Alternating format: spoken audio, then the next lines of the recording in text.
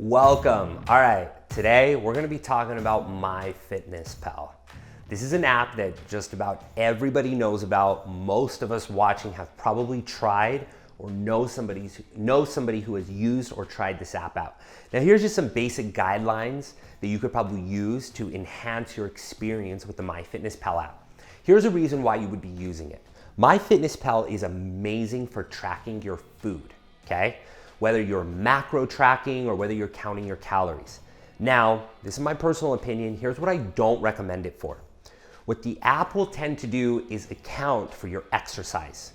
And then it tries to determine what you've used, what you've expenditured in energy, calories, and it tends to add it to your food. So in my personal opinion, I would turn that off because it will cause you to eat way more food than you had allocated for yourself to eat, because it's assuming that because you exercised that you can eat more food. And the app has no way of determining what your lean body mass is, what your true genetics are. So that to me is an inaccurate number and calculation for it to be doing that. So my recommendation is if you're gonna use My FitnessPal, turn off the portion of the app, which is easy to find in the settings, that calculates and inputs your fitness tracking, your exercise, and having an effect on your overall calories or macros. Now, My FitnessPal is great because they have arguably one of the most extensive libraries of food. This is where you're gonna be able to track anything from the food you're buying at the grocery store to things you're buying at a gas station, or things if you're going through a drive-through or eating out at a restaurant. They basically have everything in that library. So it helps keep you within portion control, so you don't undereat, so you don't overeat. So it's very good.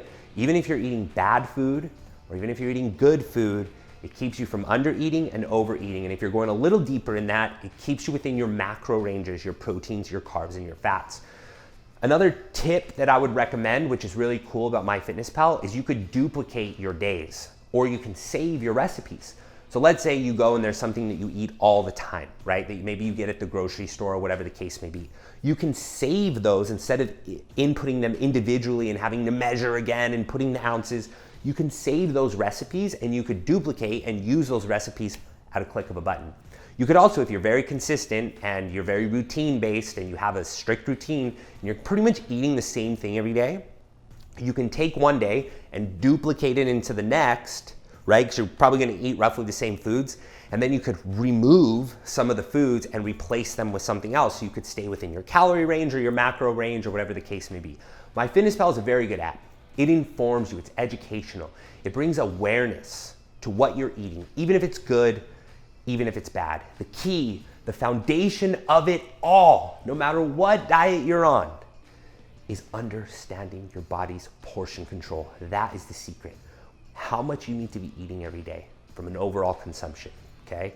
So you don't undereat and cause binge eating, lower the metabolism, and you don't overeat, start storing body fat. So that's why My FitnessPal can be very, very useful for you. And that's all I got for you today. So thank you very much for watching.